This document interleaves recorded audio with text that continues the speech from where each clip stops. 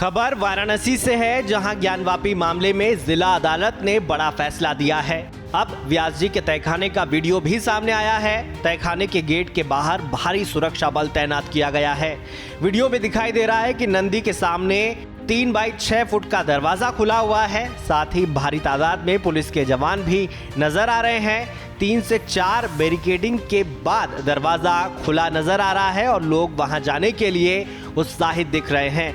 आपको बता दें कि ज्ञानवापी मामले में जिला अदालत ने बड़ा फैसला दिया है। अदालत ने हिंदू पक्ष को व्यास तहखाने में पूजा करने की इजाजत दे दी है। व्यास जी का तहखाना साल 1993 से बंद था।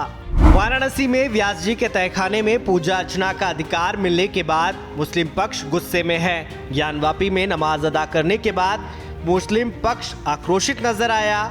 कोर्ट के फैसले पर बात करते हुए मुस्लिम पक्ष के वादी मुख्तार ने व्यास जी के तहखाने में पूजा का विरोध किया है।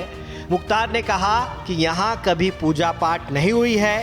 साथ ही कहा कि बिना बताए आधी रात को जिलाधिकारी ने पूजा कराई है। भैया, कोर्ट के आदेश की बात हम मानने से कहाँ इनकार कर रहे हैं, मगर हमारा कुछ सवाल है, उसको भी तो कोई सुने। अगर माननीय न्यायालय ने अगर आदेश कर दिया तो जिलाधिकारी महोदय से कहा कि 1 हफ्ता के अंदर आप उसका इंतजाम करिए। अब कल रात में ही यहाँ काट करके रास्ता बनाकर सब काम शुरू हो गया। हमारा कहने का मकसद ये कि इसी कैंपस में हमारा मुकदमा है मजार शरीफ का, जो 1936 से प्रमाणित है, 1883 से प्रमाणित है और 1940 से 42 से प्रमाणित है।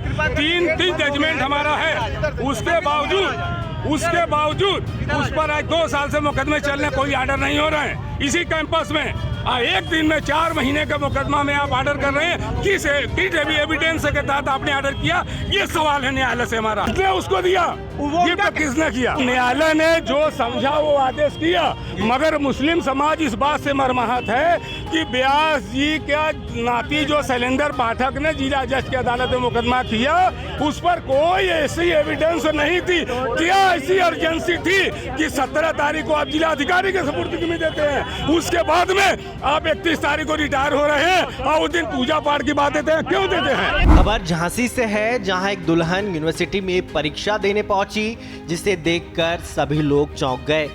दुल्हन ने शादी से पहले अपनी पढ़ाई को तरजीह दी। इस बात की लोग सराहना कर रहे हैं। दरअसल बुंदेलखंड यूनिवर्सिटी की हिंदी पोस्ट ग्रेजुएशन की छात्रा खुशबू राजपूत की शादी थी। रात में शादी की रस्मों के साथ उसने 7 वचन लिए और अगले दिन उसे हिंदी की परीक्षा भी देनी थी। इसके बाद दुल्हन खुशबू ने अन्य रस्मों को रोककर परीक्षा देने की ठानी।